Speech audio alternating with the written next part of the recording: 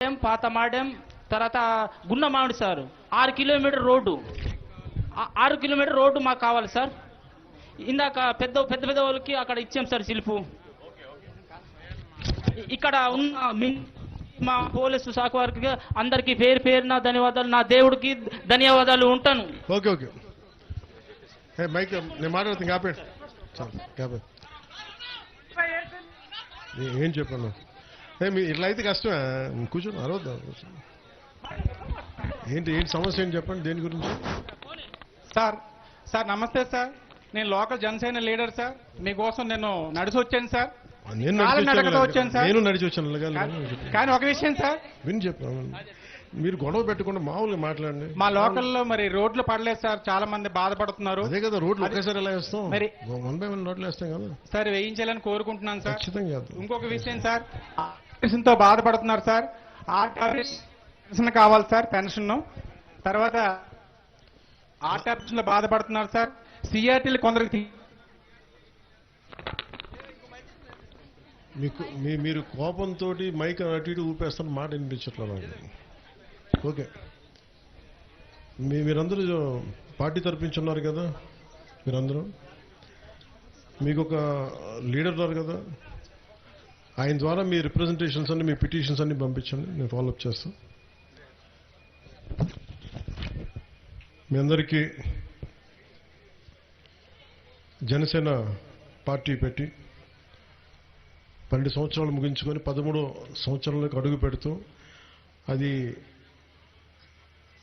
లక్షల మంది జనం మధ్య కాదు, మన నందిగరు గ్రామంలో డోలీ మోతలకు కూడా ఇబ్బంది, డోలీ మోతలతోటి సతమతమయ్యే గ్రామానికి విముక్తి కల్పించి అలాంటి గ్రామస్తుల మధ్య 40 కుటుంబాల మధ్య జరుపుకొని నేను మీ ముందుకు వచ్చాను. మనస్ఫూర్తిగా నాకు పార్టీ పెట్టిన తర్వాత ఎంత దూరం ప్రయాణిస్తాం ఏమవుద్దో కూడా తెలియదు, కానీ ఈరోజు నాకు చాలా తృప్తిగా ఉంది, చాలా సంతోషంగా ఉంది. ఒకళ్ళని తలుచుకుంటే మీలాంటి యువత, ప్రజానీకం, ప్రజలు, అన్నదమ్ములు, ఆడపడుచులు మీరు మద్దతుగా ఉంటే 70 సంవత్సరాలుగా రోడ్డు లేని ఈ రోడ్డుకి ఒకసారి ఫోటోలో చూస్తే ఇది ఏ రోడ్డా అని చెప్పి దాని మీద కామెంట్స్ కూడా ఉన్నాయి. నేను కూడా అడిగాను, మన ఉన్నతాధికారులు కూడా అడిగాను, మన ప్రిన్సిపల్ సెక్రటరీ గారిని కూడా, సార్ ఇది నిజంగా రోడ్డు వేసారా లేదంటే ఏఏలో క్రియేట్ చేశారా అని. ఎందుకంటే అంత క్లీన్గా ఉంది రోడ్డు. అంటే ఇది ఎందుకు చెప్తున్నానంటే నేను వచ్చి ప్రత్యక్షంగా పర్యవేక్షించి, అలాగే మనకి జలజీవన్ మిషన్ నీళ్ళు ఎలా వస్తున్నాయి, ఏం వస్తున్నాయి, ఇవన్నీ పరిశీలించడానికి వచ్చాను. ఇది మీకు భరోసా ఏం కల్పిస్తుంటే ఇక్కడ సమస్యలన్నీ ఒక రాత్రికి రాత్రి తీరవు. ఇవన్నీ కష్టపడి నిలబడి తీర్చే సమస్యలు ఇవన్నీ. మేము ఈరోజు మీకు ఈ భరోసా ఏం కల్పిస్తే, రోడ్డు వేసినప్పుడు మీకు ఒకటే భరోసా ఏం కల్పించాలంటే ప్రధానమంత్రి గారి సహకారం కానీ, ఈ రోజున ఈ పర్టికులర్ పథకం పూర్తిగా 90% కేంద్ర ప్రభుత్వం ప్రధానమంత్రి గారి నేతృత్వంలో జరిగే నిధులు, వారు ఇచ్చే నిధుల నుంచి ఈ రోడ్లు వేయగలిగాం. ఇదే నిధులు ఇంతకుముందు కూడా ఉన్నాయి, ఇదే నిధులు. ఎందుకు వేయలేకపోయారంటే ఆ డబ్బులు వాళ్ళు ఏం చేసుకున్నారో మనకు తెలియదు, మీకే వాళ్ళ నాయకులు ఎప్పుడు రోడ్ల మీదకి వస్తే అడగండి. మనం అదే నిధుల్ని మళ్లించకుండా ఇది మన పర్టికులర్లీ పీవీటీజీ గ్రూప్స్కి ఇవ్వాలి, వారి అభివృద్ధికి తోడ్పడాలన్న ఒక్క సదుద్దేశంతో ఈరోజు వచ్చి వాళ్ళు 5 సంవత్సరాలు ఉన్నారు, ఒక్క రోడ్డు వేయలేకపోయారు. ఈరోజు మనం వచ్చి మనం దాదాపు 200 ఒక మన పార్వతీపురం ఎన్ని చేసాం sir, how many kilometres we laid last 2 years నుంచి ఈ రోజు దాకా, కరెక్ట్ ఇంకా 2 సంవత్సరాలు తక్కువ, 460 కిలోమీటర్ల పైచులకు ఇలాంటి రీచ్ అవుట్ అవున రోడ్లకు వేసాం. అంటే దీన్ని బట్టి నేను ఇది మీకు ఏం చెప్తానంటే ఇంకా వేయాల్సిన రోడ్లు చాలా ఉన్నాయి, నీళ్లు ఇవ్వాల్సిన నీటి కనెక్షన్లు చాలా ఉన్నాయి, పిల్లలు స్కూల్స్ని కొత్తగా పెట్టాల్సిన అవసరాలు ఉన్నాయి, ఒకటిగా సమస్యలు అనేకం వస్తూ ఉన్నాయి. ఈరోజు ఒక రోడ్డు వేయడానికి వస్తే మనకి ఇక్కడ పండే పంటకి మేము వెళ్ళటానికి పక్క ఊర్లకు పోవడానికి కొంచెం కనెక్టింగ్ రోడ్లని, ఇవన్నీ చేయడానికి మేము సంసిద్ధంగా ఉన్నామని చెప్పడానికి, పారిపోవడానికి ఉండి నిలబడి సమస్యను తీర్చడానికి ఉన్నామని చెప్పడానికి మన నందిగారు గ్రామం నుంచి నేను ఈ రోజున జనసేన ఆవిర్భావ దినోత్సవం సందర్భంగా ఎన్డీఏ కూటమి ప్రభుత్వం తరఫున గౌరవ ముఖ్యమంత్రి నారా చంద్రబాబు నాయుడు గారి తరఫున మీ అందరికీ నేను ఈ మాట తెలియజేస్తాను. అలాగే మీరందరూ నేను మీ చేత జేజేలు ఎప్పుడు కొట్టించుకుంటానంటే, మీరు వచ్చే ఎన్నికల్లో మమ్మల్ని దిగ్విజయంగా గెలిపించండి. ఈసారి పాడేరు వాళ్ళకి ఇచ్చారు, అరకు వాళ్ళకి ఇచ్చారు. ఈసారి ఎన్డీఏ కూటమిని దిగ్విజయంగా గెలిపించండి. మీరు అంటే ఇది ఎందుకు చెప్తున్నానంటే, మీరు 15th ఫైనాన్స్ కమిషన్ డబ్బులు కానీ, సర్పంచులు కానీ, నేను పార్టీ చూడలేదు, వీళ్ళు మనకు ఓట్లు వేసారా లేదా చూడలేదు. మీరు మా అన్నదమ్ముల, మా ఆడపడుచులు అదే చూశాను, అంతకుమించి నేనేం చూడలేదు. మీరు బాగుండాలి, మీకు కన్నీళ్లు రాకూడదు, మీ దగ్గరికి మీరు కన్నీళ్లు పెట్టకూడదు. మేము ఉండి పని చేయడానికి ఉన్నాం ఇక్కడ. ఎందుకంటే ఇలాంటి ఏరియాస్లోకి రావాలి అంటే మీకు తెలుసు కదా, మావోయిస్టులు ప్రాబల్యం ఉన్న ప్రాంతాలు, ఇక్కడ రావడానికి నాయకులు రారు, భయపడతారు. నాకు ఎందుకు భయం లేదంటే, నేను ప్రజల కోసం పనిచేసేవాడిని. నేను ఆ బెదిరింపు నిజంగా నాకు అలాంటి ఆలోచన కూడా నాకు ఉండదు. కాకపోతే ఒకసారి నా ఒక్కడిదే కాదు కదా సెక్యూరిటీ, ఒకసారి అధికారులు కూడా వెళ్ళాలి, పోలీస్ కానిస్టేబుల్స్ వెళ్ళాలి, కమాండోస్, వాళ్ళని దృష్టిలో పెట్టుకొని సహజంగా ఏజెన్సీ ప్రాంతంలో మధ్యాహ్నం తర్వాత మీటింగులు ముగించేస్తాం. మీరు అనుకోవచ్చు ఎందుకు సాయంత్రం దాకా ఉండడం, 2 దాకా 3 తర్వాత వెళ్ళిపోతారు, ఎందుకంటే ఇది సెక్యూరిటీ ప్రోటోకాల్. ఎందుకంటే గతంలో ల్యాండ్ మైన్స్ పెట్టేవాళ్ళు, కొన్ని గొడవలు జరిగాయి, వీటన్నిటి వల్ల. ప్రస్తుతం మీకు గిరిజన హక్కులకి భంగం వాటిల్లకుండా మీ హక్కుల్ని పెంపొందించేలాగే, మీ హక్కులు బలంగా ఉండేలాగే, నేను మీ కష్టాలను అర్థం చేసుకునే వ్యక్తిని తప్ప మేము కూర్చోబెట్టి అటువైపు ముఖం తిప్పుకునే వ్యక్తిని కాదు. మీ కష్టాలను అర్థం చేసుకున్నాను కాబట్టే రాని ఎయ్యని రోడ్లు కూడా మీకు వేయగలిగాం. ఇంత పగడ్బందీగా డబ్బులు లేవన్నా కానీ ఎందుకు పంతం బట్టి చేయించామంటారు. అలాగే జల్ జీవన్ మిషన్ కూడా గౌరవ ప్రధానమంత్రి గారు 4,000 కోట్ల రూపాయలు మనకి ఇచ్చేస్తే, 26 కోట్లకి 28 కోట్లకు డబ్బులు ఇస్తే, గత ప్రభుత్వం వైసీపీ ప్రభుత్వం డబ్బులు తీసుకోలేదు దాన్ని. ఈ రోజున 4,000 కోట్లు ఖర్చు పెట్టి పైప్ లైన్ వేసి వదిలేశారు. అదే మన ప్రభుత్వం రాగానే కూర్చోబెట్టి కనీసం మీరు చూస్తున్నారు, దాటిపొట్టున జేజేఎం ఇవి చూస్తున్నాం, ఇంటికి కనీసం 55 లీటర్ల నీళ్లు రావాలన్న ఆశ ఉంది దీనికి. ఇది మరింతగా ముందుకు తీసుకెళ్తాం. కనీస వసతులు, కనీస రోడ్లు, మీరు దారి పొడవునా నాకు వచ్చేది డ్రైనేజ్ సమస్యలు ఉన్నాయి, స్కూళ్ళ సమస్య ఉంది, లేదంటే స్కూల్ బిల్డింగ్లలో సమస్యలు ఉన్నాయి, లేకపోతే అంగన్వాడీ సెంటర్స్ సమస్యలు ఉన్నాయి.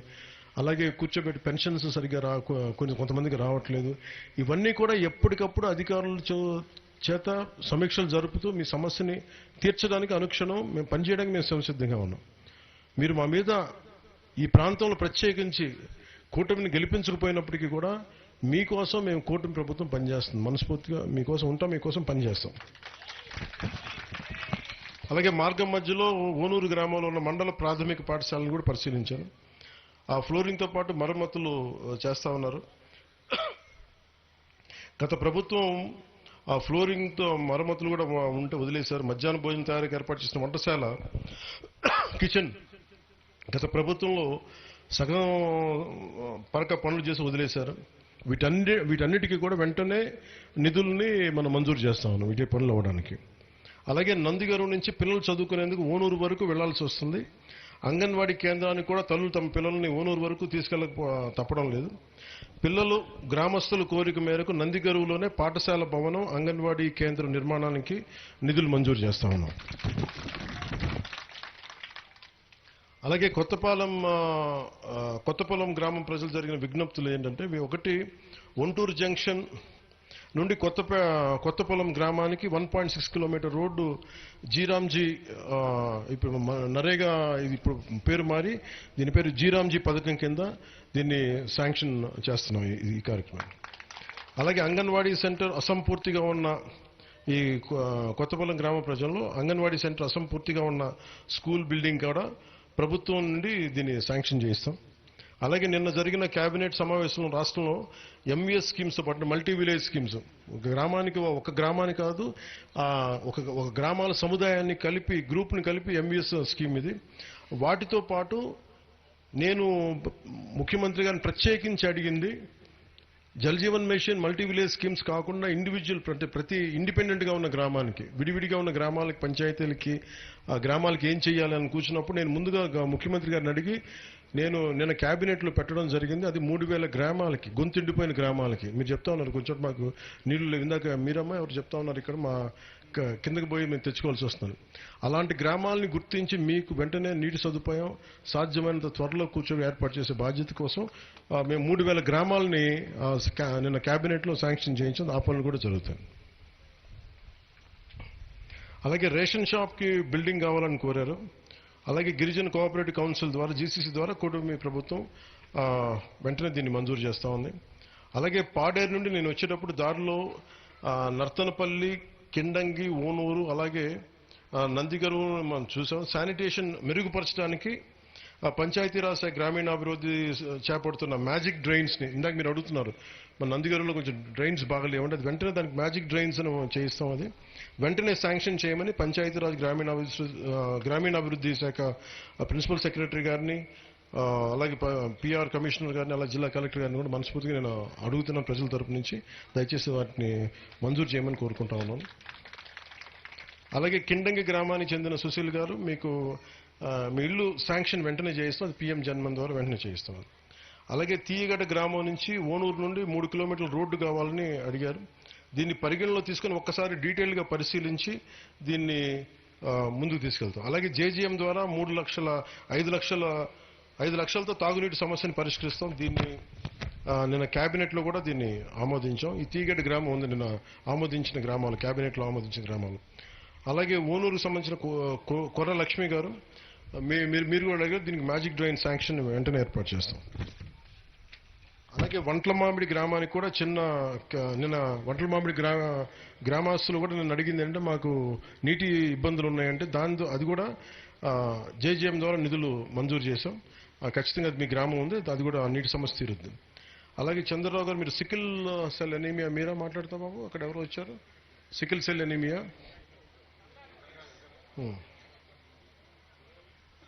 అది నేను ప్రత్యేకించి మిమ్మల్ని మీరు ఒకసారి ఇట్రండి. మెల్లిగారు మీరు అక్కడ ఉన్నారు సార్.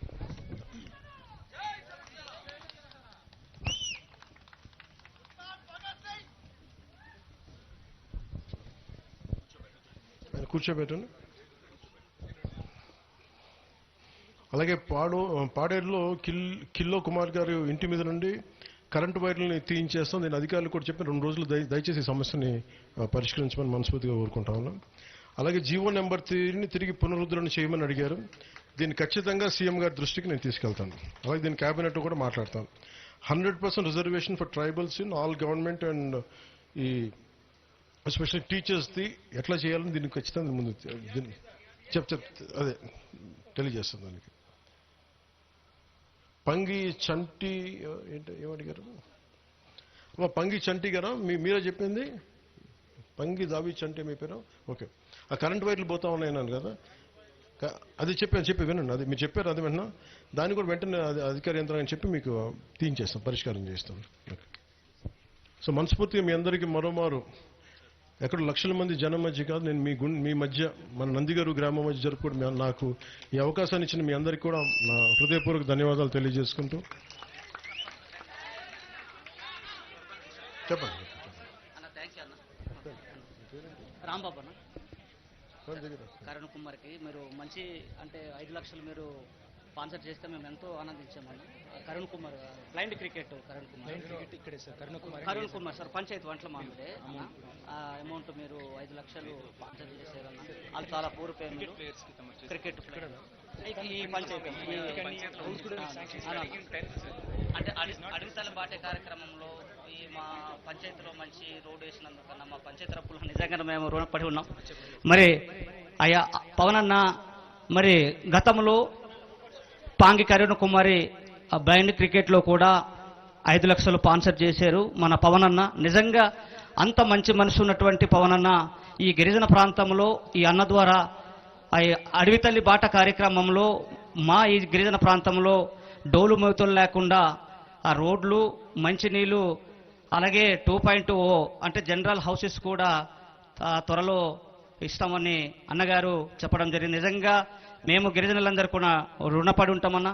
ఎందుకంటే ఇంత మారుమూల ప్రాంతంలో నిజంగా ఎప్పుడు ఎన్నడలేని స్వతంత్రం వచ్చి 70 ఏళ్ళైనా కూడా ఇంత భారీ ఎత్తున ఈ కార్యక్రమం అనేది నిజంగా ఇది కలలో కూడా మేము ఊహించలేదన్నా.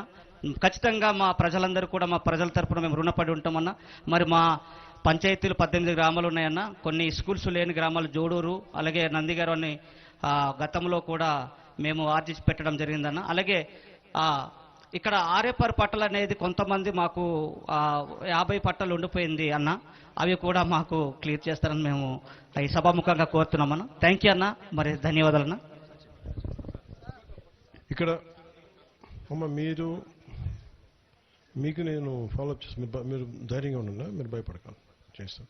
అలాగే ప్రతి సమస్యకి మీరు కొంతమంది ఒకళ్ళు నేను వెళ్ళిపోయిన తర్వాత ఎవరైనా అర్జీలు ఇస్తుంటే దయచేసి తీసుకోమని చెప్పండి, ఏ ఒక్కటి మిస్ అవ్వకుండా. అలాగే ఆ అబ్బాయి కూడా ఏంటి కావాలో ఒకసారి అడగండి, తను ఏం కావాలి చేద్దాం తర్వాత. రా.